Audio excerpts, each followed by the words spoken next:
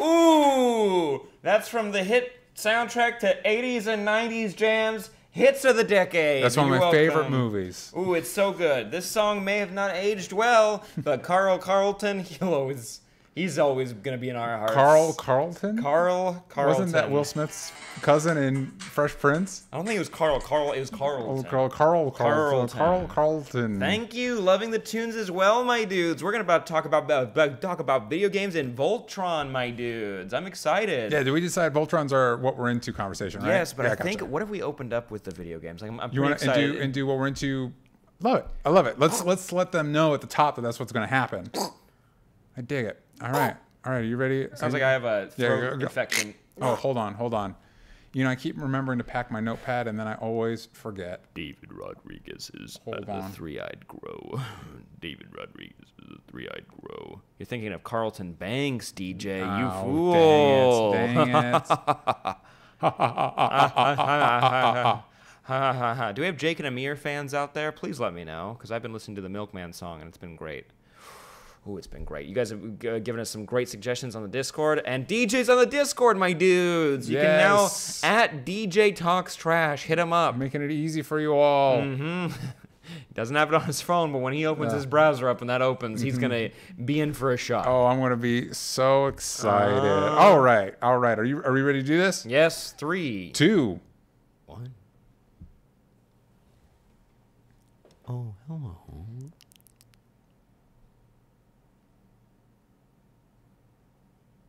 Feel that?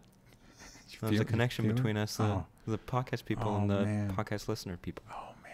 It was something deep. special, you know? Welcome to Only Stupid Answers. Thank you so much for joining us. Oh, wow. What a great crowd. What a great turnout. Thank you so much for coming today. Much appreciated. I like this character. This character should come back more. I won't remember. Welcome. You guys, you know the drill. This is Only Stupid Answers, the best dang podcast you can put your moist little ears into. Yes. This week we're very excited because if you guys don't know, we like to talk about movies, TV shows, video games, comics. Literally everything else is a catch-all term. We talk about basically anything we want to and anything you guys want us to. And there's been some interesting news this week. Or actually it was last week. We're kind of behind the ball a little bit, behind the curve. Hey, man. We needed a topic. We needed a topic. We needed a topic. And you had a good idea, and I'm excited about it. So we've heard. We're going to talk about Mile 22, and it just didn't line up. You know what I mean? The schedules didn't line up. Shockingly, the Rotten Tomatoes score for that movie didn't come out till mere seconds before the movie was released. Why do you think that is? But no, we found out that Ben Schwartz is going to be voicing Sonic. Yeah, Sonic. What's an equivalent? Porcupine. Fuck. Bungled this right out. Wait, rewind. Sonic the Hedgehog. Great. Barkham Pine. So we wanted to start talking about video game movies in general, and we actually have some very fun pitches from you guys and us. Before we get into that, just so you know, if you want to find out anything you want to ever know about this whole dang podcast, you can go to onlystupidanswers.com. Oh my goodness, it's our home on the internet. Yes, we have merch there. We have announcements. We have schedules so you can know when we are doing stuff. If we've got events coming up, because we're trying to figure out a certain movie festival in Austin. We're trying to figure it out. Yeah. We're figuring it out. We're talking to we got people talking to their people. We're making it work. We're doing 2 podcasts now. We're doing a lot of stuff. So if you're like, hey man, when are they doing and what are they doing it? And where can I hear it, watch it, do it? Boom. Go to onlystupidanswers.com. You click on that schedule tab. It's got everything you need. And if you didn't know, we got a Twitter, we got an Instagram, we got a Reddit, we got a Facebook, we got everything. There's everything you could ever want. But if you want to interact with the show in really cool ways, like with our Discord community or ask us questions, check out patreon.com/onlystupidanswers. That way you can send us your questions on Patreon or meet the amazing community that's been building out on Discord. You guys are awesome. We've been talking new comics, new movies, new video games, new everything. It's amazing. It's so cool. So this week we decided. Oh my goodness. Sorry. There's a Twitch show on Thursdays, 4 p.m. and the Only Stupid Answers show live. It's a blast. Continue. Yeah, so we've been doing more new stuff because of the Twitch show, and so we're talking about video game movies. Yes. We're also going to be diving into Voltron Season 7 because we're big fans of that, but that's going to be at the end of the episode. Later on. Yeah. Mm-hmm. But at the beginning of most episodes, there's a tried and true tradition that we like to celebrate here, the old Only Stupid Answers homestead. It sounds like I'm crying, but actually there's things stuck in my throat. I was trying to talk through it, but it sounded like I was about to break down and start. hairball. Yeah. Sorry, I like to clean my clothes that way sometimes. Wow.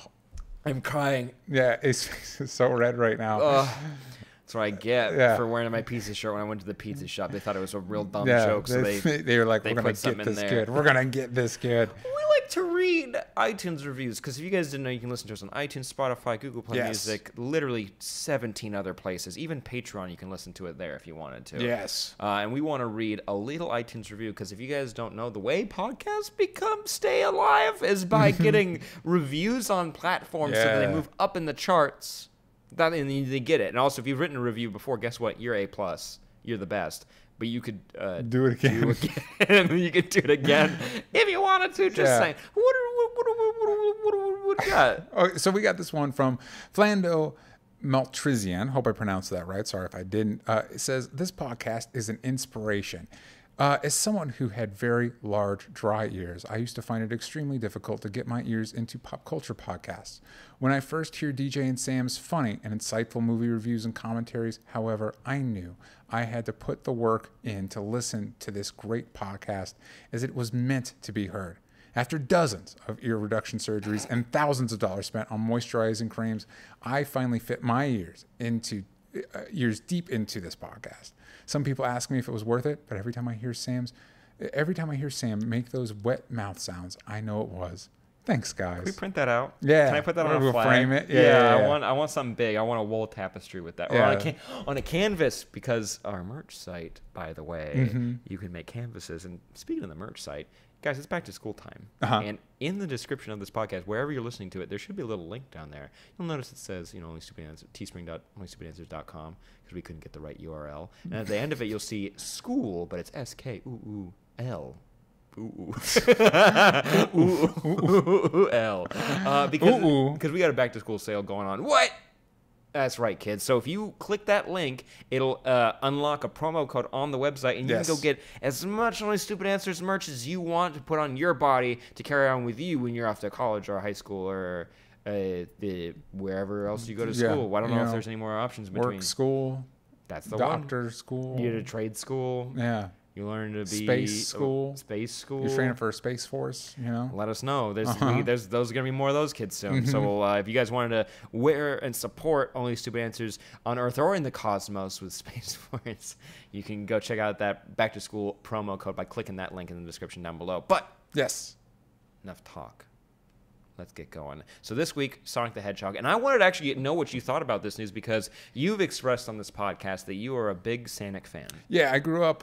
So when I was coming up, you had to choose between systems, right? You had to choose. It was either Sega Genesis or I think it was Super Nintendo at the time. You go to the town square and there's a man holding two in each hand. Yeah, and you have to make the right choice. Yeah. And it's of like course, the Divergent series. Yeah, I was at the age where that choice was not made for me. And my parents, and it makes it sound like I regret the choice. I don't. They chose Sega Genesis, which I had many fond years with that Sega Genesis. And of course, Sonic was the boy on that system. And so I grew up with Sonic, and there was an animated series around that same time. There's actually two that I think ran concurrently, and one was real good, and the other one was not good. But the real good one was like real good. Like it was obviously a kid's cartoon, but it had darker elements that you could enjoy. That made it had a little bit of everything, which I really appreciate. And then that version of the show, that version of the series got adapted into an Archie comic book with the same characters, because it wasn't just Sonic. Robotnik had basically, it was almost like a post-apocalyptic world. Robotnik had taken over, and he roboticized a bunch of Sonic's friends and family and whatever. And so it was a group of him and these freedom fighters. So there was Sally Acorn, who's the princess. She was a squirrel. Classic. There was Rotor, who was a walrus. You had Tails, of course. So it was all a group of these characters fighting Dr. Robotnik, and those characters got adapted into an Archie comic book series that I continued to read for a while. That was really, I really enjoyed it. I don't know if the comic holds up. I watched a little bit of the show, and I was like, no, this is still pretty solid for a kid's cartoon. Nice. I was a big fan of that. I think there's a lot of potential with the character. I think as far as like movies and stuff go, I think there's more potential with Sonic than with Mario, even though clearly Mario's games are more consistent, have been more consistent over time by a good stretch. A large margin. Yeah.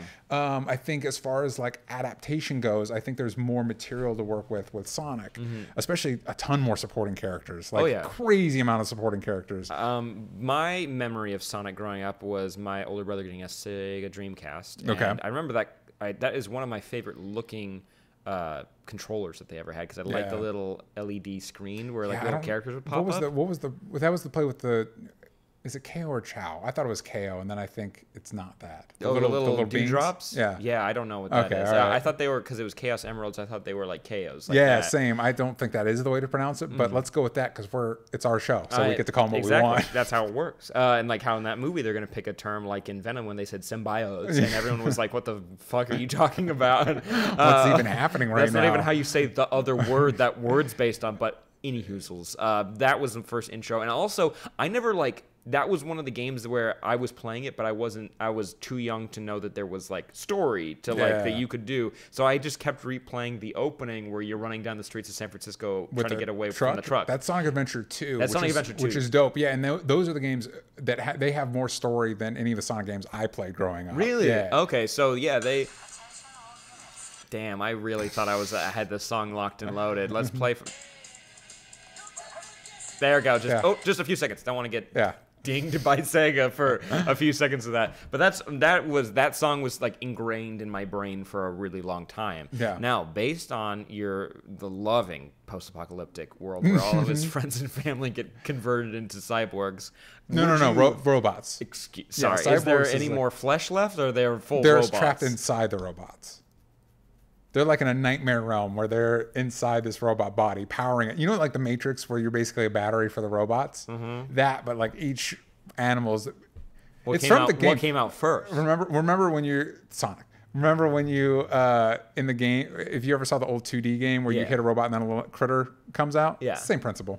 Yeah, except for in that game, you can't really connect what's happening at all. Yeah, you're just a robot going after your friends and getting your friends back. Then somebody was like, some emo dude before Hot Topic was like, wait, hold on, what if we like, what if we made it no worse? It's you, but we fused metal over your skin.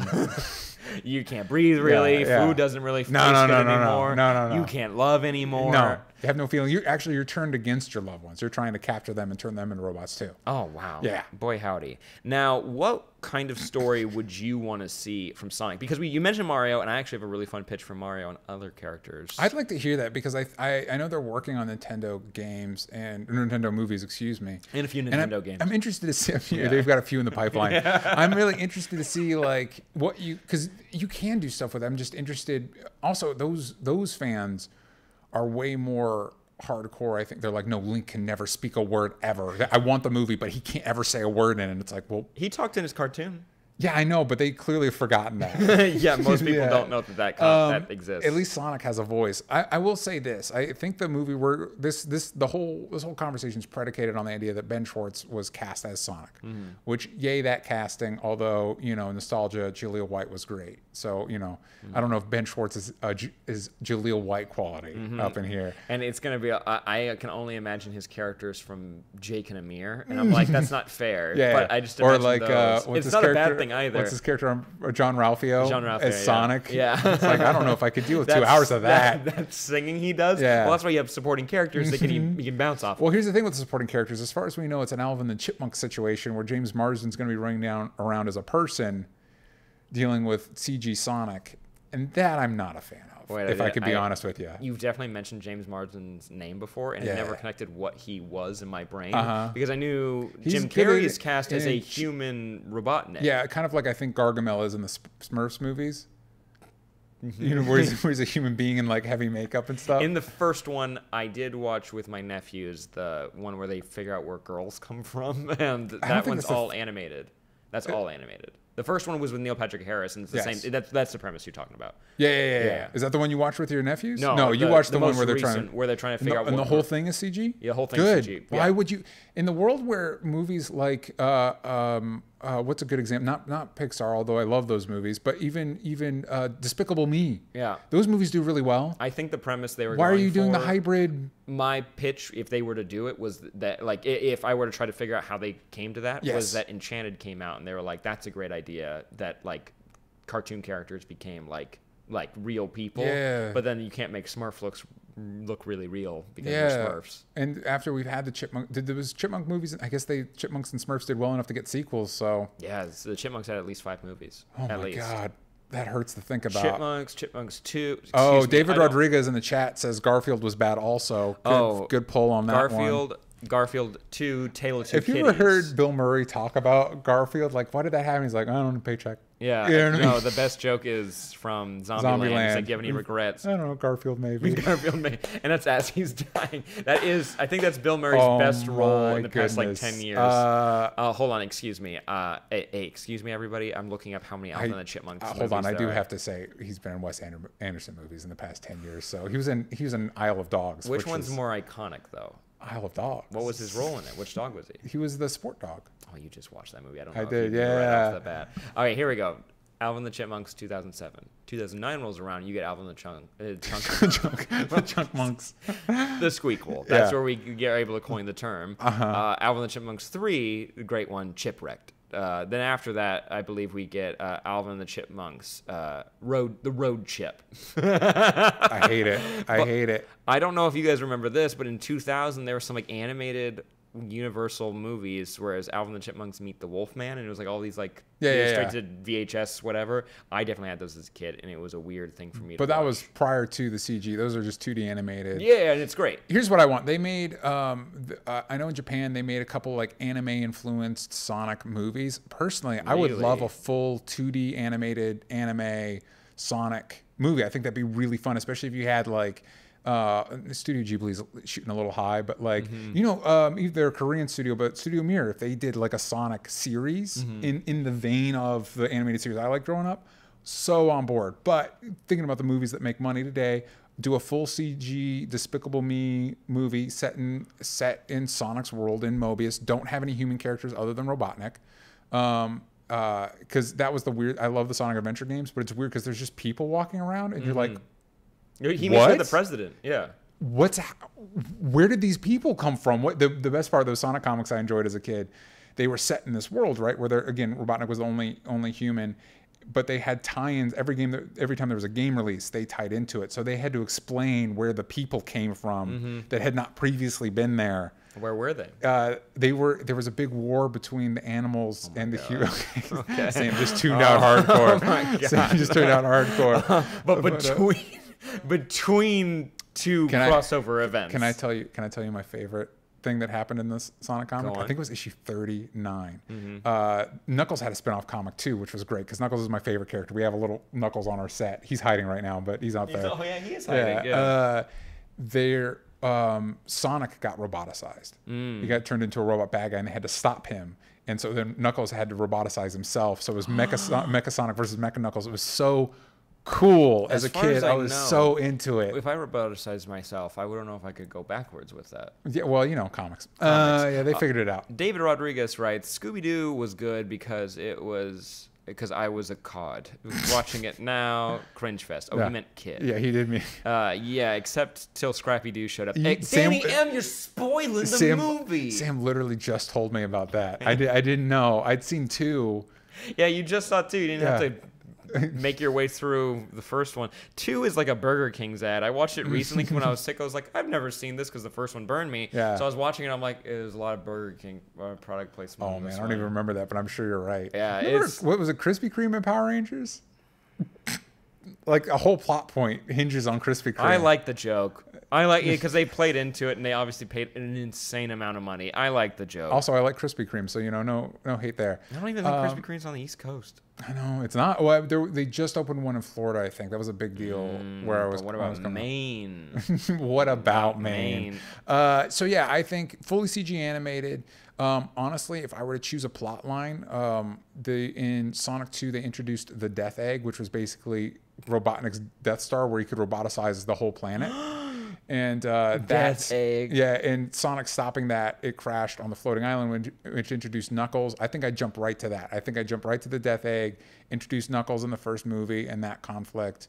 And I'd pull from, I'd still have the same Freedom Fighter setup, but instead of introducing original characters, I'd pull from the long history of supporting Sonic characters, like go deep. There was a Sonic fighting game where they had Bark the Polar Bear and they had Beam the Dynamite, which was a green duck, but for some reason he was called Beam the Dynamite, and Tails and Amy Rose. There's so many cool supporting characters. I think you could do something really cool with that, and that would be really fun and action packed and get kids hooked. And I think they're shooting, like the cartoon I watched as a kid was probably shooting for like 10-year-olds. I feel like this movie's shooting for like 6.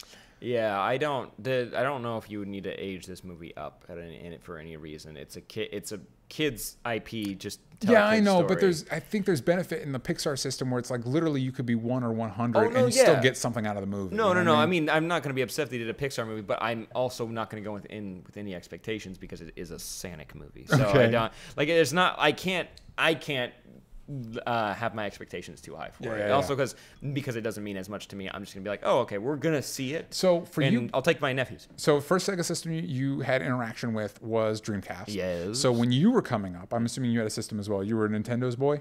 Yeah, my very first one I got to have. I guess it was a Game Boy Color, but the system, like the one you'd plug into your TV. Game Boy was my first Nintendo system too. Why? Pokemon. There you go. Yeah. I had the purple translucent Game Boy Color. It was the dope one. It got stolen when I brought it to a day camp. I was really, really bummed about it. But they're like, you shouldn't have brought it. And I was like, but it was the day when we brought them on to the camp. Mm-hmm.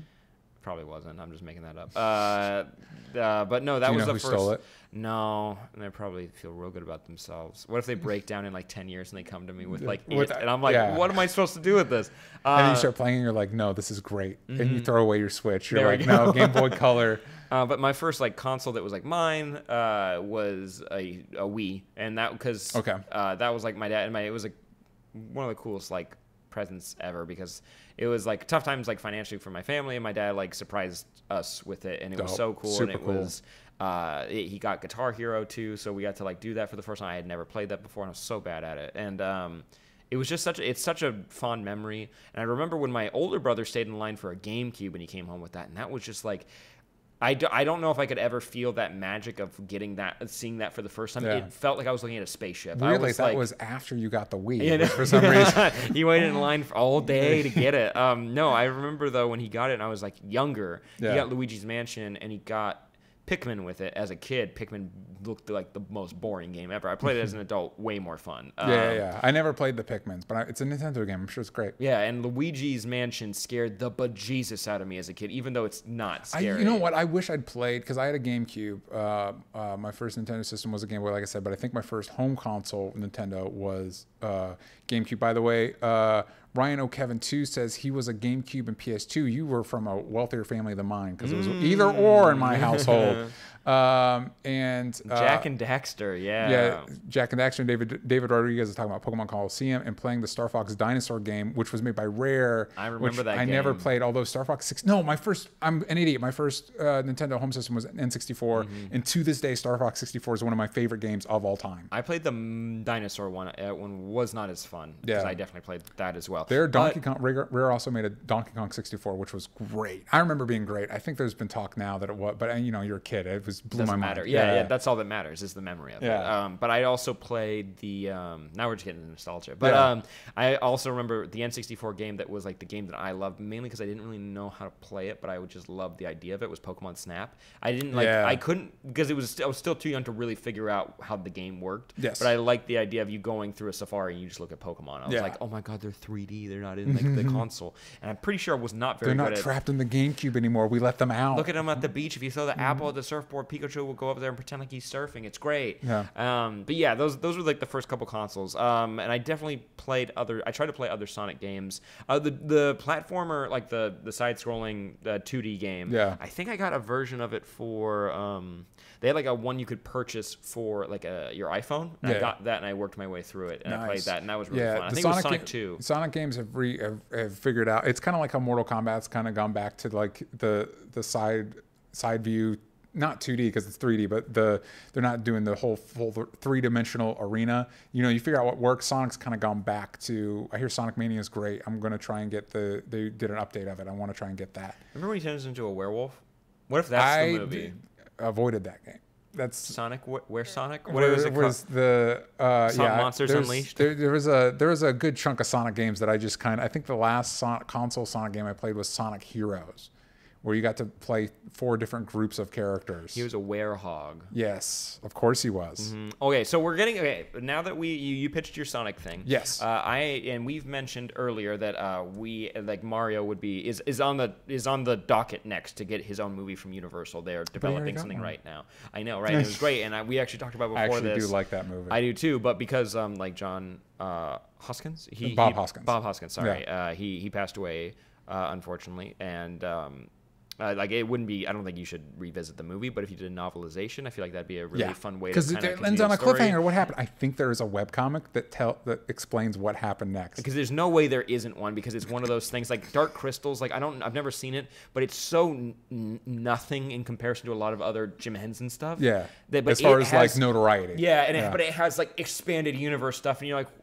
Then this Super Mario movie has to get more. It's like how the Firefly, there's more Firefly comics than there ever was of the show. Yeah, 100%. But I actually have a really fun pitch for how you could integrate Nintendo characters into movies. But before we do that, let's go say hi to a friend. I had that fucking locked and loaded. Nailed it. Here, let's pull up the chat real quick. All right, Dancing Goombas in the elevator. Yes, you remember this. Then I re-bought a PS2 in college. Why? There's other. Why didn't you get a PS3? I started with an NES, Super Nintendo, eventually a Sega Genesis for NHL '94. Does it still play? Does that still work? Anybody have a PS1? You guys remember on PS1 when you would turn it on and then you saw the screen and you're like, this could mean that this is never going to start, but you had to just wait. On Uncharted 4, there's a segment where you get to play the first Crash game. Oh, cool. Like a thing, and it's like, ooh. I don't have any nostalgia for that. I was like, I don't need to revisit this. I didn't have a PlayStation, but my friend did, and so he was the one we'd always go to his house and do that. And it was cool. I'm sure at the time Crash was dope, but like when you're playing Uncharted 4 and then you're back to the original Crash, you're like, no. Video games are definitely better. I didn't have that kind of money. I was in college, Sam. I didn't have that kind of money. PS2 was cheap. Definitely had to have been. It had to have been the cheapest thing ever. You should have gone for a GameCube. Super Mario Sunshine. Resident Evil 4. Super Mario Sunshine is like Resident Evil 4 in a sense, in a way. And that they were both on GameCube. And plus 2 of my roommates had PS3s. See, that's why you need to get the GameCube. You fool. You fool. All right, so here's my pitch. I'm very excited for this. I think don't probably lower your expectations. Did you ever play Super Mario RPG? Yes, I did. That seems so cool to me. Because you could team up with like a wizard-like character who's shown up in other Mario. Gino? I think that's the name. doll that comes to life?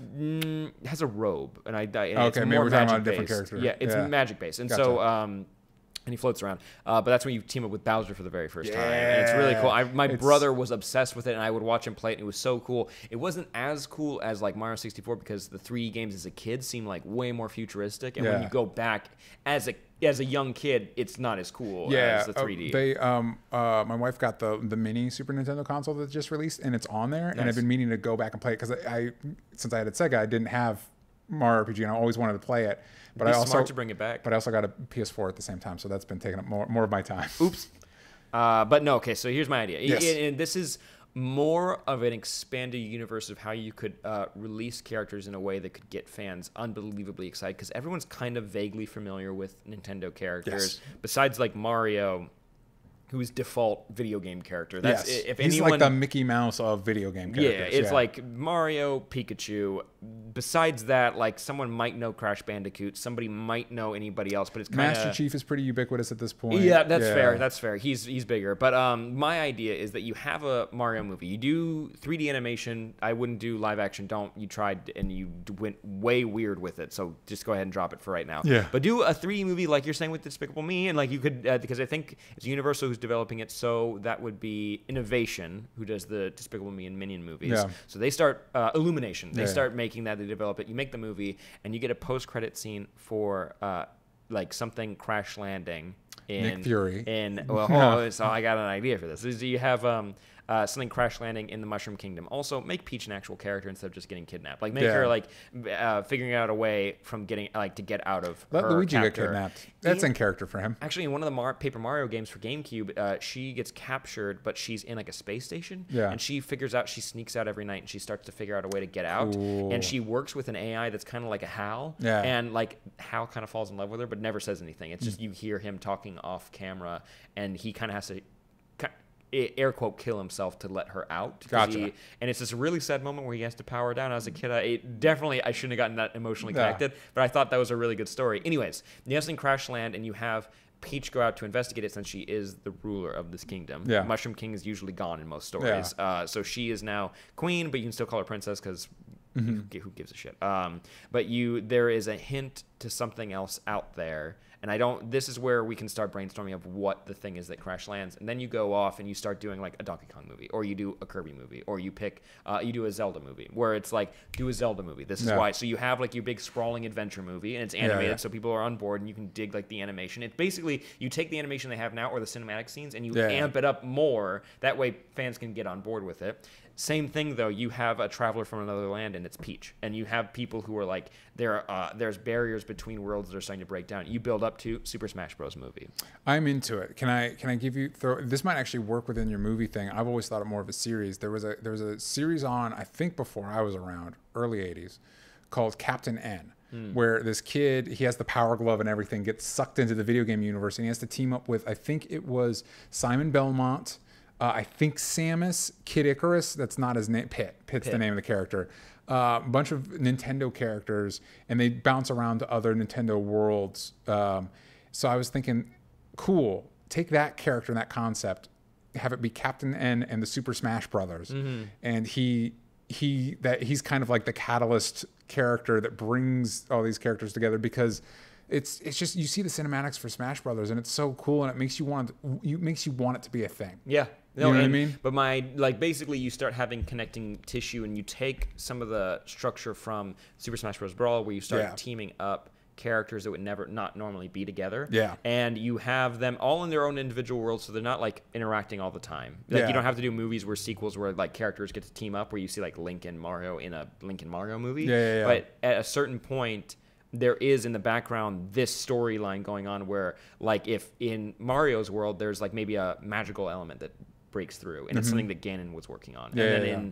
So that's why Peach comes over, and they start investigating the Ganon, like, while working with other magical characters from other games or whatever. You get the villains teaming up. And then you have to start building out your roster of all characters you're going to work with, and do the original roster from the original Super Smash Bros. Game, where you have like Ness, you got Link, you got Fox, you got Samus, Mario, you got Samus, you got Pikachu. I would love anything Star Fox. I would love a Star Fox series. I would love a Star Fox movie. The furries would too. It'd be fair enough. It'd be interesting because tonally, like, I feel like a Samus movie. Did you ever play Samus or Metroid Prime? I played part of Metroid Prime, but when it came out, it was still GameCube, and it was a little scary for me. Also, I didn't know what was happening in the game. I think it wasn't clicking. Metroid Prime is amazing. It's a beautiful game, and I feel like if you did a Metroid movie, it should be in that tone. So I wonder if, like, I guess you could, like, if Samus can have Metroid Prime and still interact with Mario on Smash Brothers, you could have the movies kind of tonally. Like the Metroid movie could be darker, but she still shows up in Smash Brothers. Yeah, exactly. Yeah. That'd be like a cool way of pitching it too. David Rodriguez made a joke that that's Wreck-It Ralph. No, it's not. They aren't in a video game. These are their worlds. And by the way, is Mario in Wreck-It Ralph? I don't think he is. I don't think so. I think he's in the sequel though. I think that's something they guaranteed. Good for them. I mean, it's Disney, so like shocking. Disney had the money to get that character there. And shocking. Sonic was in the first one, so maybe Sonic and Mario will be in a movie together. That would be amazing. All the villains unite like an Old Man Logan and switch it up to defeat the heroes. Only a few heroes make it after the attacks. That is a little dark. Yeah, it's for Nintendo. After the last Mario Brothers movie, I think we're trying to edge away from the. I like. What if they start getting their own Pokemon though, and they start like building up their ranks of like armies and stuff? And that's the Pokemon movie. We got Mario versus Bowser and his Pokemon. Yeah, no, but you start building up, and you're like, they have a bomb, and you think they're throwing a grenade, but it's like, what is that? And then Pikachu makes some stuff and stupid little mumble sounds, and you're like, and then fucking Charizard comes out of there. Isn't Charizard? Charizard. Yeah. So. So Power Rangers Zord, and then you're like, Power Rangers are now here. So it keeps going. Sorry, continue. Yeah, we dig deeper. They're working. So what video game movies are in development right now? You have Detective Pikachu. You got a Pokemon Solo movie, which we found out before. We don't know where that is. We know Ryan Reynolds is attached to Detective Pikachu, and it should be Danny DeVito, and everyone knows that, but they're just going to go ahead and bungle it. They can go ahead and ruin that movie any way they like, you know. There's also a Mario movie in development. I don't think Sonic is... Well, you got your Sonic movie, but for a second I was like, no Sonic movie. I forgot what we were fucking talking about. But besides that, there's a Halo series, I think, that's coming to... That's going to Showtime, I think. Yeah, which they've tried to make that a movie forever. If they can't do it, try the show and see what cool, happens. And I think that's a smart... I feel like everybody's trying to get their Game of Thrones, and I feel like that's the direction Showtime's going, which good. Don't just try and do another sword and sorcery fantasy show. Yeah. Do something that's big and sprawling and all that stuff, although it's challenging for some reason, it's been really challenging for them to adapt video games into other narrative. I feel like a series though hasn't really been tackled. I could be wrong. You have your Sonic TV shows which you enjoyed. Yeah. Which Mario had a cartoon for a minute. I think there was a Legend of Zelda cartoon. Hey, you remember the live action Mario, which was a cartoon as well, where they lived in Brooklyn? Mm-hmm. We're gonna sit in that for a second. We're just gonna based in it. Yeah, because that's something that they chose to do. Is there video games that you think particularly lend themselves to being made into movies? Yes. Actually, this is a movie that did get made. This is a suggestion from Emil Kyled. I believe I'm saying that correctly.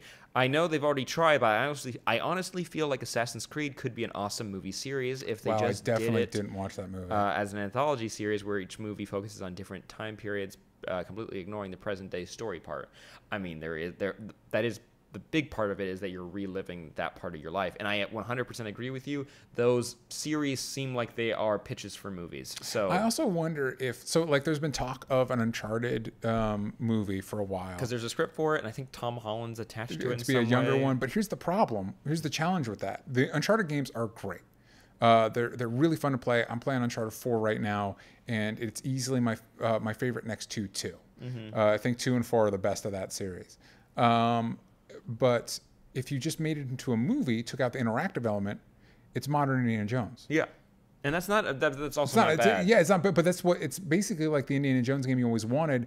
So it takes its inspiration from movies. So if you take out the interactive element, then it becomes a less original movie. You know what I mean? And it's something we kind of ran into Tomb Raider. You know what I mean? It really didn't it's like I've seen better versions of this. It's better as a game, you know? Yeah. You're not wrong. But Brett, that only name, they on the Patreon writes BioShark, or Darksiders. And Darksiders, I believe, is the one where it's the apocalypse. Let me double check what that is, because I believe I played part of Darksiders. BioShock would be Gore Verbinski was making a BioShock movie for a minute. And then I feel like he could nail the aesthetic of it. I don't know about the story. A lot of those aesthetics went to that movie with what's his face? That Cure for Wellness. Yeah. Yeah, I don't like that movie. That movie I think is overrated. But a BioShock movie, there's something aesthetically that would be really pleasing that could get people on board with it really fast. I think there's an element introduced in the new one that would allow you to tell any story you want. Yeah. You could tell it from the point of view where it's kind of a reverse mystery. But basically the first game is a mystery where you land somewhere and you have to figure out what happened, and you get glimpses of what it was like before. And in BioShock 2, it's okay. It's a different studio. Yeah, it's not as good. That you get to learn more about what the life was like before things went poorly. Yeah. But I think there's something... Poorly is a way to describe it. It is. It kind of went poorly. Yeah, poorly. It could be worse. Yeah. No, they can't be. Yeah. It's hard to it's hard to think of a worse situation that could have happened there. It's hell on earth. But there are a lot of elements from that movie that would be aesthetically pleasing to today's audiences. And if you get the supernatural element, you could have horror elements, but also it's the deeper mystery behind what's happening. Yeah. And that's the part about the main character in the first movie or first game is what makes that game so compelling as well. Yeah. And that the way it develops over time, like the way your character changes and how you can make decisions to choose to change things as well. Yeah, I just remember, I think one of the first times you actually walk into an area and you're like on a big dome and you see the ocean around you. Mm-hmm. It's just really but then again, it's tough to you had that moment. Mm-hmm. How could a movie do it better? You know what I mean? I think it's similar to the element you remember in Arrival where it's that sweeping shot where it starts on a helicopter and just slowly pans over and you see the spaceship sitting in the middle of that field in Montana. Yeah. And it's this kind of moment where you're kind of afraid and you're curious at the same time. Yeah. You can do that again, and it's more of how dynamic you get. Also, you could take from BioShock Infinite and do the floating city, because there's another element of that where that could actually be more pertinent to today's climate. How some movies are choosing to tell stories of like, hey, just so we all are clear, like not to get political, but like how things are kind of going all over the place politically. Yeah. That has happened before, and that's it happened many, many times over, and we need to be able to identify it. You could use BioShock Infinite being in 1920s. It's like, it's very racist. It's very not good, but it's hyper American. It's American to the scary degree that we all are afraid of. Yeah. That's what that setting is. But it's in the guise of the 1912 Chicago World's Fair. Gotcha. I'm getting the date wrong, but you get what I'm saying. Yeah. But so it's beautiful, but there's something haunting underneath, and there is this patriotism that is toxic, and it's very scary. Do we have any?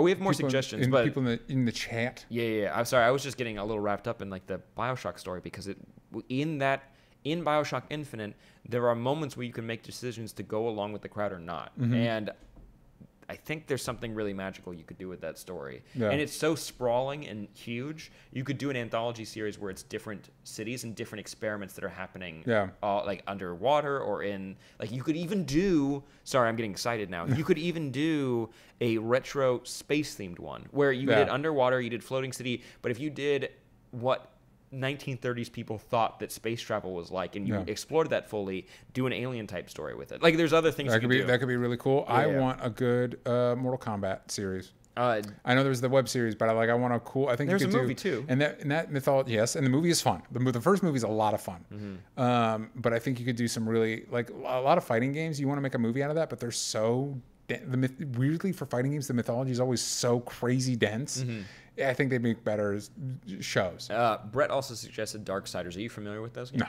So the premise is the apocalypse happens. Yes. And classic. Angels come down, Earth opens up, demons come out, and people are like, they're fighting each other, and like humans are kind of caught in the crossfire. Something happens though, and Death comes down, and he's like, what the fuck's happening? When the apocalypse is supposed to happen, the 4 horsemen are supposed to ride. None of us are here, so what's happening? Yeah. And he basically gets captured immediately because the apocalypse opened up early, and he's blamed for it. And after like 100, 200 years or something, he's able to go back on Earth and try to figure out what happened. So Earth's fucked, like super fucked. Whoops. But you're trying to figure out what caused this. In Darksiders 2, you get to be War, which is really cool. Or maybe I have him flipped. It's War. War is the one who gets blamed because that's why everyone went violent. And then Death comes out second to figure out what happened, as well as to continue the story. It's really interesting. It could be a very cool, sprawling mystery. But you guys also wrote a lot of other suggestions as well that I wanted to read. And this is from the Discord. This is I have the Discord, but this is from Patreon. I'll move over in a second. So if you wanna give us suggestions or ask questions, you can do that at patreon.com/onlystupidanswers. Maggie Whitmer, give me Luigi or give me Death. Don't worry, he's gonna get his own expanded universe soon enough. He's got his own spin-off movie coming out. I hope so. Alex Mitchell writes Legend of Zelda Twilight /Hourglass or Ocarina, of course. Casey Robinson suggests Kingdom Hearts. Don't know how it would work, but it would be the greatest crossover in history. That's not true. Jimmy Timmy Power Hour on Nickelodeon when Jimmy Neutron and Timmy Turner teamed up, and they switched mediums, which was always great. They become 3D or 2D. So that's the best crossover ever. Just needed to make sure that was clear. Why doesn't Disney make that movie instead of the live-action Dumbo? Do Kingdom Hearts instead of Lady and the Tramp? I don't have an answer there, but I don't know if Kingdom Hearts holds up that much anymore.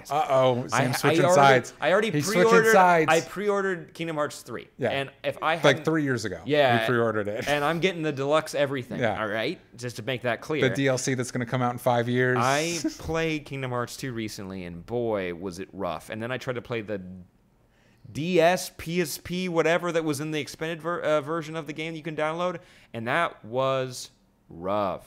But I do have some suggestions on the Discord. Julie Layden, give me a gritty thriller Minecraft movie. Wow. But she's joking. But then she went on to say, I'd actually genuinely love to see the Last of Us movie, even though the game is so great, it's like one. It's like a movie. Yeah. With that world they've created, there would be a lot to pull from. I've not played Last of Us, and I know that's a boo-boo. That's a bad bet on my part. I played the first one, and for a casual gamer like me, it was challenging. I'm bad at stealth games. Oh, stealth games. Yeah. Well, what do you think about this? J Shark 111, give me a Frogger movie. There you go. Boom. And it's gritty. It's like it no. opens with a shot of all the flattened frogs across the highway. No. Okay, so it's Frogger, but he's a human. Why? What? He's trafficking people over the border. Why? Because there's aliens now, and you need to get on the other border. It's like to the get Battleship away. movie. It's like it's Battleship, but aliens and now. He's Frogger, but wait a second. He's crawling up walls? What is this? He's part amphibian. What happened with the Battleship movie? How is that a thing? They didn't have an idea. That's the truth, is that they did not have an idea. Not a video game, but one of my favorite game-based movies, Clue. Clue. Oh, it's great. Clue's fantastic. And Jaffe Duck here has a suggestion. So many came to mind. Sci-fi, you have Mass Effect and Halo. Well, Halo we know is getting a franchise. See, everything I love about Mass Effect you would lose if you made it a movie. The idea the decisions you make that affect the world and all that stuff. Like maybe that's the fundamental thing that doesn't make video game movies work. Yeah, I mean, but decisions. It's even more in that it's like, you know, the how you interact in situations, like the personalized aspect of it, which is something I love. Mm-hmm. You lose that. You know, an interesting testing ground is going to be that Witcher Netflix series. I think Witcher is one of the best premises for a fantasy story ever. Mm-hmm. And I'm so glad that somebody realized, like, hey, don't make it into a movie, you idiots. Make it into a show, because there's a nice, like, procedural element. Mm-hmm. And Castlevania is a good example of a good video game turned series. Yes. It's beautiful. It's beautiful. It is dark. It is dark. It is violent. No, let's be clear. There's like dark where you see like Batman v Superman, them being pissy and their hair combed over their eyes. But like then there's baby murder, and blood, like hot blood raining from the sky, and people like drowning in it. That's Castlevania. But you're right. They did show a dead baby in the first episode. They straight up show a dead baby. That was like, I don't know if, and then I was able to get through it. It was good. Hey, if you want to play Super Smash Bros. Ultimate, and you're like, who are these characters? Don't maybe watch the series. What do you think about God of War movie? So the cool part is a person getting manipulated by higher power, and him like going on a rampage to take down those gods. And I think you can get some parallels with like today's, like what some people are going through, and I think there's a cool story that you could actually pull from. Yeah. I wouldn't maybe dye him white, because I don't know what Kratos' actual like races in the original game, but he gets dyed white because of ashes. Like they get stuck to his skin because as a punishment, as a curse. So basically. he's like ghost white. Yeah. It's confusing. But if you could actually like you could go to like Africa, and you could use some different mythologies from different tribes if you wanted to. Cool. You could do South American, which would be very cool as well. Yeah. Or you can go tried and true, and you can do Greek mythology, because everyone's kind of on board with Greek mythology to some extent. Or you have Norse mythology with Thor and Odin and popping up in the MCU. People are now familiar with some Norse mythology, like Loki. But if you went further and you kind of showed that actually the Norse gods and Greek gods are pieces of shit overall. Yes. They do not support people, and they do not look at people as people. They are ants. Everything below a god is the same thing. Yeah, I also think you could make in the category of not adapting a particular game, but doing a movie set in that universe, Fallout. Ooh, wait. 1 second. Sorry, I just thought of something. Yes. Fallout's a good idea, but I did remember in the most recent God of War game, they talk about a Norse demigod who would travel the world and talk about Norse mythology to, like, he clearly went to China and Egypt, and he went to the New World and everything like that. And there's this great moment where he has a treasure room, and you start looking through that he has like trinkets from Egyptian gods and Chinese gods and other mythology. Cool. And so if you went that route for a movie or a series, I think that'd be really cool. Sorry, Fallout would also be very something cool. set in the Fallout world. You don't need to adapt a particular game, but like if you did a movie set in that. Because the premise, because I don't know Fallout, it's that it happened a long time ago, and the aesthetic choices of that era kind of is what like the technology is like so now. Imagine the future, picture the future as imagined by people in the 50s. Yeah. And we get to that version of the future, and then everything gets nuked. Oh, yeah. Gotcha, So it's still set in an alternate future where I think we discovered like nuclear fusion early, and so everything's got like a retro future aesthetic, and then so it's like the Jetsons world if everything got nuked. You know what I mean? And so that could be really cool. But again, you'd have to work it to make it its own unique story, not just be another post-apocalyptic movie. I also think something set in the Grand Theft Auto world. I think you could make a really cool, heightened. Grand Theft Auto. You said that, and I thought Need for Speed. I'm like, oh, Aaron Paul. Yeah, we already went there. No, Grand Theft Auto. I think you could do a really interesting, heightened world, and I'd want Nico Bellic to show up just because Grand Theft Auto 4 is one of my favorite games of all time. I'm not familiar with the Killer Instinct games. It's a fighting game. Echo Spider recommends it, and Three Eyed Raven, who is David Rodriguez watching live, chatting in both chats, supports that as well. But what do you guys think? What kind of video games would you want to see adapted, and how would you want to see it adapted? I think an animated multi-part series is not a bad idea. It's been working so far. Yeah. Remember Henry Cavill? There was a rumor that he wanted to play the lead in the Witcher series, which would be which would be a choice. Yeah. I have no idea if he'd be good or bad, but and it was one of those things like, hey, you would play the Witcher games. Would you like that part? And the actor's like, would I like to get paid? Yeah. Yeah. You misunderstand. Yeah. It was like when they asked Tom Hardy, like, are you bummed that you don't get to be Rick Flag? He's like, sure. Yeah. The answer is that he wished he got that sweet money. Yeah. He basically said, yeah, I'm bummed I didn't get that paycheck. Mm-hmm. And hey, we understand that. Yes, we do. But guys, let us know what other games. There's a million games out there, but what do you think could be adapted the best? And let me know how much you like that Super Smash Bros. Theory. I asked a very specific question. I didn't need criticism. I want to know how much you enjoyed it. Yes. Now, I'm really excited to, before we end the episode, we're going to talk about the most recent season of Voltron. Yes. Before we do that. Yes. It's our own ad. I don't really know how to segue. There is an ad. Oh, there you go. There's an ad. All right. Wait. Hold on. Entertain the kid. I don't know where Sam. Oh no! Sam's running. He's trying to take care of something. Sam's doing the Lord's work. Talk to me in the chat, guys. What did you think about our video game conversation? Danny Boy's here. David Rodriguez says God of War's New Gamer's great. It sounds like you're talking about future things for God of War, and I don't want to know. I haven't played it yet. Too expensive. All right, I'm going to pre-order Spider-Man because I know all you guys are going to ask me about that. Everything work out? Yeah. Did you hear like the knocking that was happening? Not the knock. I thought it was like air pressure stuff. You know, sometimes when like a door opens in another room and another door's closed, you feel that was him trying to figure out how to open the windows. But he got it. Okay. All right. Cool. He got locked out accidentally. Yeah. Whoops. Vamp, DJ, vamp. I tried. All right. Sorry. Okay. 3, 2. Oh, we're at 15 minutes. I thought we were running later. Okay. Well, we're doing great. All right. So we are very blessed individuals to live in a time of Voltron Legendary Defender, and we've gotten like 6 seasons this year alone. And that's not true. This is season 7 that just came out. Mm-hmm. And we want to talk about it because we're both fans. Yes, and I've heard in one article they said it was the penultimate season. Yes, I heard the same thing as well. I got upset. I'm hoping, some animated series, when they do really well, they get a specific order of episodes, and then if it does really well, they'll do a spin-off, like a sequel series. Yeah. And I'd like to see that because as much as I love this series, you can kind of feel them like they're tied. They're doing an adaptation of what happened before. Yeah. I wouldn't mind if they like cut to 100 years in the future and are able to do their 100% own thing with this world and setting and all that stuff. It'd be amazing. Yeah. So I'm hoping something like that. I got my fingers crossed that something like that happens. Although this season, again, has been another like tremendous, awesome, good job team for making such a solid show. And it was so cool that it was extended as well. So we are going to do spoiler free, but some spoilers might trickle in at the very end. Yes, so stay tuned for that. Stay tuned. Or don't if you haven't watched it yet. But it's an amazing season. It was 13 episodes, but you in this season we get to actually figure out what was happening on Earth this entire time. Yes, and it's shocking.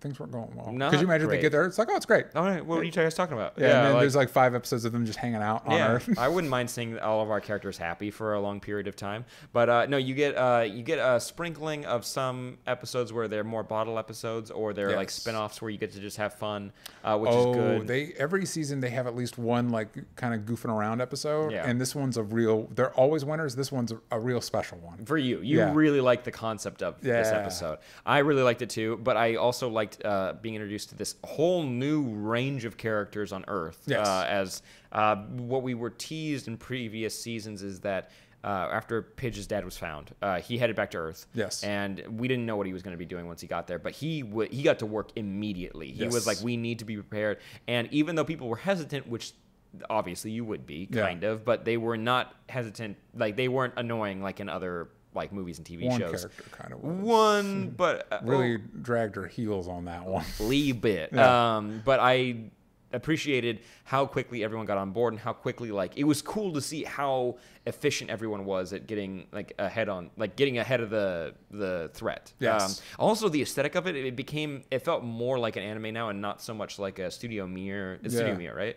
I believe so, yeah. Yeah, like it didn't feel like Avatar or Korra World, where like when they go to a different alien planet, that's what it feels like. Yeah. But back on Earth, I was like, oh, this is anime. Like this feels like full anime. It was cool. It was a cool integration. So the first half of the season basically is them trying to get to Earth because we find out that there is a time jump. I don't feel like that's too much of a spoiler. And so it's them trying, they don't have the Castle of Lions anymore. They don't have any way to fast travel. So it's them trying to get to Earth. And it's really an excuse to, and I really appreciated this because the past few seasons, since they're kind of shorter seasons, feel like they're just burning through everything. This was like, we're going to slow down. We're going to give these characters a chance to really bounce off each other again now that they're in very different places.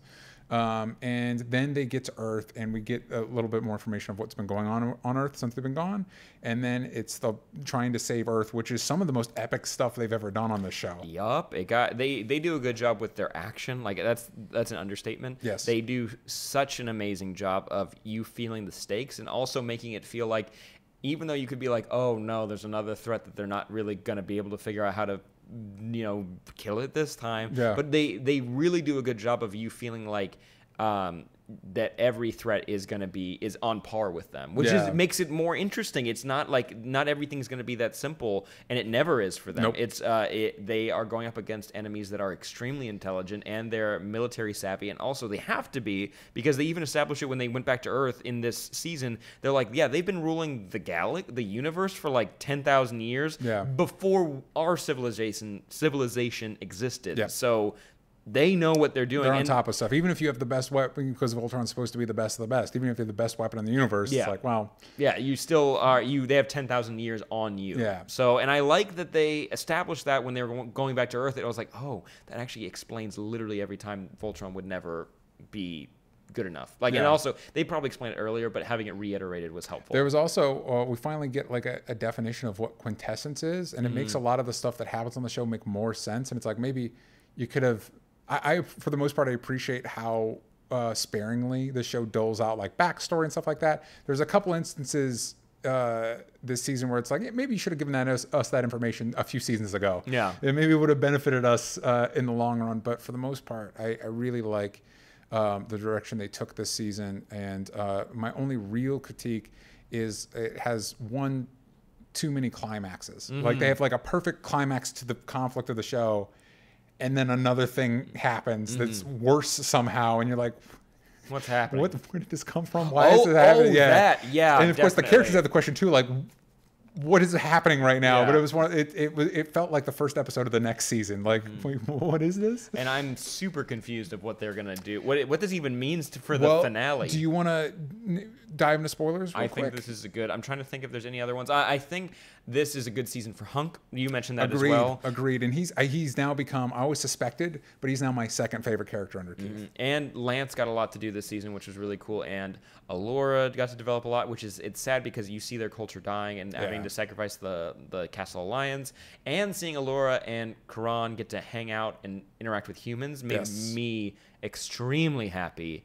And it was just cool. Like it was just a great moment. And the new Altan girl whose name is it's like Ronan. Yeah, it's like Roll. She's a good addition. She is. Yeah. And Cosmo, which I wish his name was Beep. Because he beeps everywhere. Yeah. He beeps. Yeah, like Roadrunner. They do some really creative, fun stuff with him. This show's really creative with its action scenes and its setups and all of that. But we're gonna dive into spoilers real quick before the end of the episode. So if you haven't watched it, well, here's a quick rating. It's great. There you go. Yeah, so watch it seriously, and they're so quick. It's so easy to watch through it. I highly recommend the whole show. And there's only one more season left after this, so you can binge all of it. We could do that for her to say goodbye. There you go. Anyway, So the finale, it has this great, awesome final battle with it's not Zarkon, this whatever this guy is, this last Yeah. the last bad guy. Sandak, yeah, who we've been setting up since season 1. Yeah, I totally when his other arm was there, I was like, oh, it's him. Yeah. Totally thought you died. Yeah, we deal with that. Two amazing moments when Shiro is fighting on top of a crashing ship, which I do not understand the logistics of. He's got his mini Sendak arm, which I do like. Yes. I like it. But I love when they set it up. They're like, we only have this much material left, so we're going to use it for you. And it was like, build a ship instead. Like, build a ship. Go build a ship. It's okay. Two great moments in the finale. Both of them belong to my favorite character, Keith.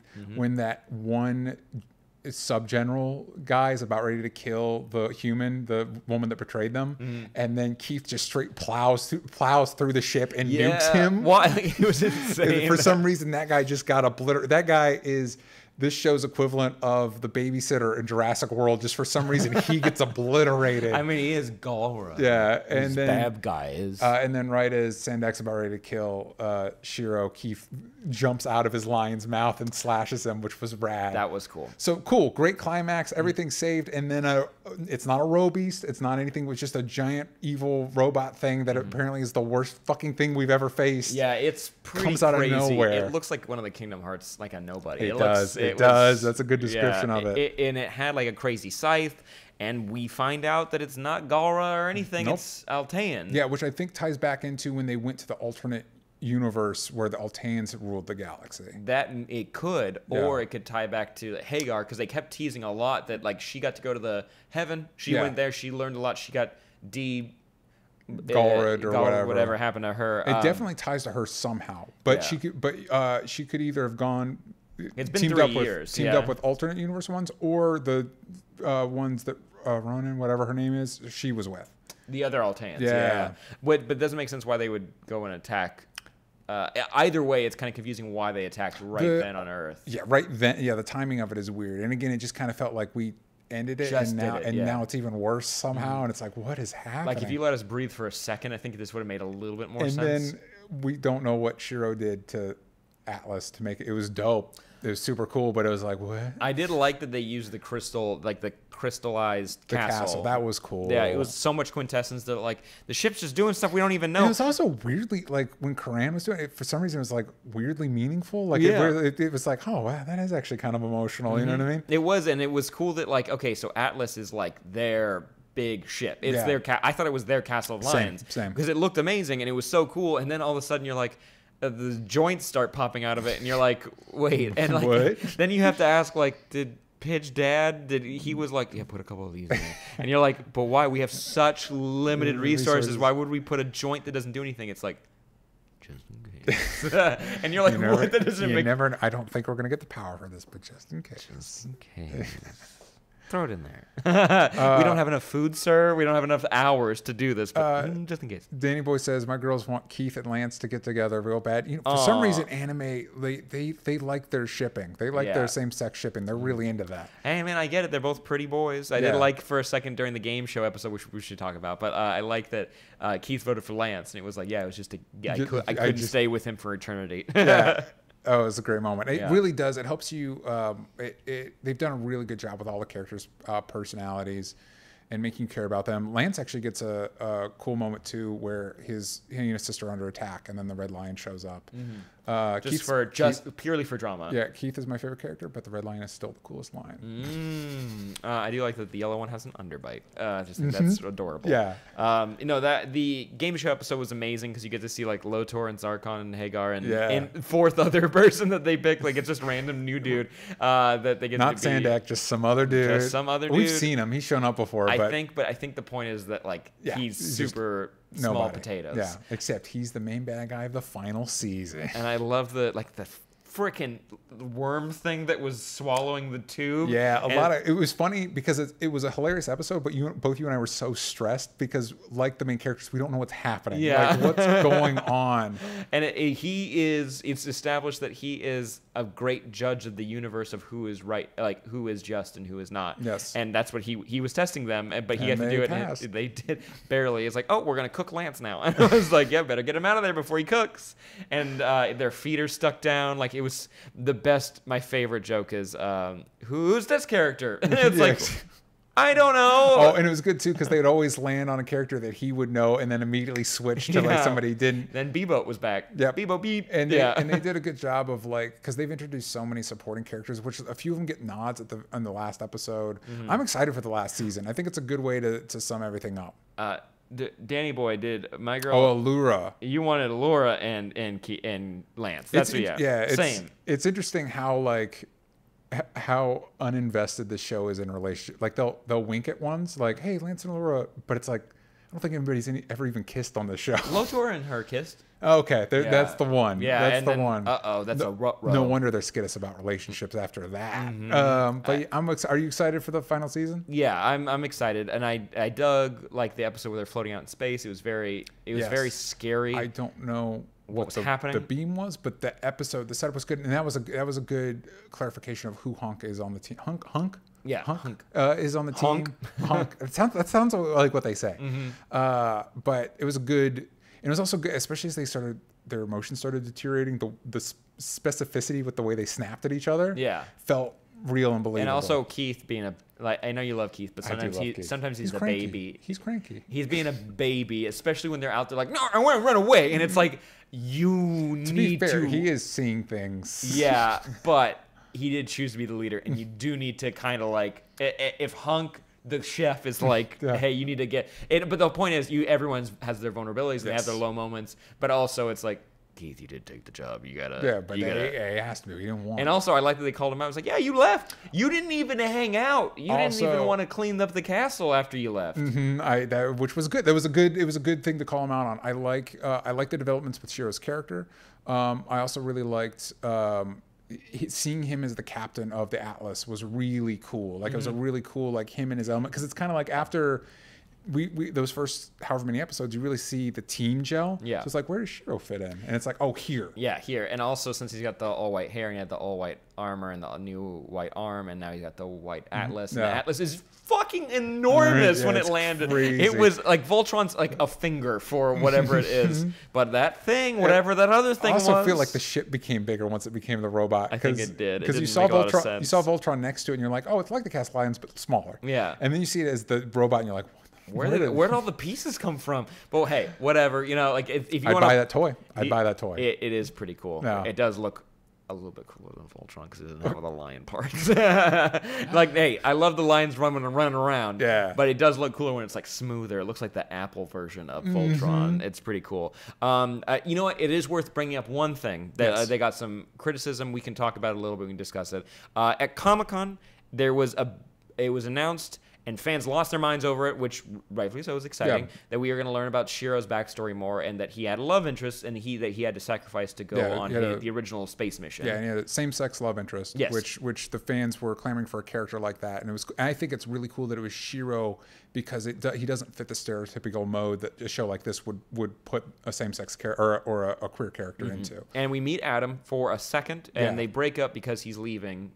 Which also he has some sort of disease that I guess cleared up or something. Yeah, I don't know. Again, this show's very sparing with its like backstory and stuff like that. Somebody did like a theory was like, was it AIDS because them being same-sex couple, and they're like, no. And then Joaquin Dos Santos was like, no, it's not the 80s anymore. Yeah, I know the show's based on the 80s. It's not stereotypes from the 80s. He's like, no, he had like a degenerative disease. It wasn't, but maybe he doesn't have it anymore because he's a clone. Maybe it came over the clone. Yeah, probably not. Maybe Shiro's gone through a lot. Maybe it was only in his arm and the arm got cut off. Who knows? But because of the way it was announced and everything, fans had a bigger expectation of what it would be, and also because of stereotypes within genre fiction about the way shows handle their queer characters. There was a backlash to the point where they were harassing actors on the show and creators, which reminded me a little bit of what happened with Ruby Rose on Batwoman. And it's just one of those, like, you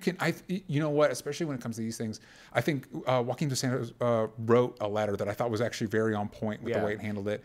Your desire for these things is good and it's important, but we're kind of, especially in these arenas, we're all in this together. They're trying to do something positive. So I think it's fair to say we're creators. You express those desires and try and do it in a productive, because they're not your enemy. So you know what I mean? In a productive, supportive way, because obviously you care about the show for a reason. You care about this issue for a reason, and they care about it too. You know what I mean? And so they try and be, and also Shiro's still around. There's ways we have another season hopefully to explore more of. He can be in love with more than one random boyfriend he was at school with. Like, yeah, so I think it's understandable. I think the disappointment is understandable. I think the backlash might be a little bit much. Here, can I do a blanket statement for the most part with these things? Is that backlash is always unnecessary. Yeah, it is a show. And also I tweeted out it's also a kids show. It is, by the way, and them having the balls to put this on the show is awesome. And also I would say for the most part it got about as much screen time as most any other relationship on the show, other than maybe in Voltron. Voltron, yeah. But like I watched parts of the 100 and they introduced a gay character and immediately killed her off, and it was like they also do that a lot. There was 100. I don't know if it's the same character, but they had the challenge that actress got on Fear of the Walking Dead, so she left for outside of storytelling reasons. She got a better job, and they had to do something with her. It was a challenge Supergirl had to face because that actress left, and so it's like, well, we don't want to fall into the trope, but we have a very real production difficulty of we need to write this person off the show. She can't just go on a vacation and then they break up later. It's like they have to deal with it. It can't be like those sitcoms where like a sibling just vanishes into the ether. Like they just don't exist anymore. They went off to college. They went off to the military. So we can't talk to them ever. No. Okay, so watching it, I was a bit disappointed that because I only learned this news from the excitement from fans, not from a statement. So when I saw it, I was like, oh, you're doing the trope. No. Did it bother me as much? No, but that's because of who I am. And so that doesn't take away from anyone else's disappointment except for the people who lashed out, because that's childish. This is a child's show. You don't get to, and if you're an adult watching this, you don't get to act like a child when you watch it. All right. And if you're a child watching it, don't yell at people on Twitter. No. Yeah. It doesn't help anybody. It's small. And like especially the people who lashed out at Ruby Rose. We kind of didn't talk about. We kind of did, but I thought it was comic book fans because, of course, that's what comic fans do. We all had an assumption of who was yelling at who. And I got like comments on Twitter where people were like, "Don't blame us this time," and I was like, "Us? Okay, so are you looping yourself in with everybody else who's done it? It's like it doesn't matter who did it. All right, it's an actor. They got a role." We can have a longer discussion. We can do an episode of it. Yes, yeah. Clearly, Sam and DJ are the ones who should be doing this conversation. We shouldn't. But we have an opinion on it, and we're just sharing it briefly. And it's just, don't harass people. Don't harass people online. And also, these creators really don't owe you anything other than the best quality product they can make. Yes, and I think that's what they did. Yeah. And actually, that's what I believe. I believe they did their best. And I think from the statements, these creators, and of course, it should be unsurprising. The show's so good. They really care. Mm-hmm. So they heard you. And I think, I mean, honestly, the scripts for the last season were probably written a year ago. Yeah. Considering how long animation takes. But you know what I mean? The point is, these people are on the fan side. You know what I mean? And even though it's not perfect, but with who Shiro's character is, him choosing to pick his job over his duty to the garrison over a relationship makes sense based on everything they've established. Them choosing to have queer representation is amazing. Can they do more? Of course they can. Yes. They can show more characters, of course. Is it a bummer that he died? Yes. And I think they could have done it differently. The boyfriend, The boy, Adam, yes. I think they could have done something differently to make this mean something. Make it mean something different. Yeah. But the idea of him losing someone is in line with every other character losing a whole lot. It's not really fair because Pidge got both of her family members back, and he doesn't even get a boyfriend back. But I think they did the best they could with the story they were trying to tell, and it puts Shiro in an interesting position going into the final season. And also, just to emphasize the positive in it, I think it's really, really cool that Shiro is the queer character, because I think that is not the character most other. It'd be like if Marvel decided that Captain America was gay. Yeah. And it wouldn't happen. Mm-hmm. You know what I mean? And because Shiro is not for all intents and purposes, the leader for a long time, kind of like, it's an ensemble show, but kind of like the main character. Yeah. So I think it's cool that and also I think it's good. I think it's a cool character to do that with, and I hope maybe we'll get more exploration of that in the final season. Honestly, I kind of hope we get more exploration of every character's relationship. If it's the last season, show us their families. Like Hunk apparently has an extended family. So does Lance. If Lance and Aurora are supposed to get together, let's sew that up. I'd like to see Keith get with his Galra lady friend. I want Karan to get with somebody. Yeah, exactly. Give Shiro a new. Listen, we introduced like 16 new Earth characters. Maybe he can get with one of them.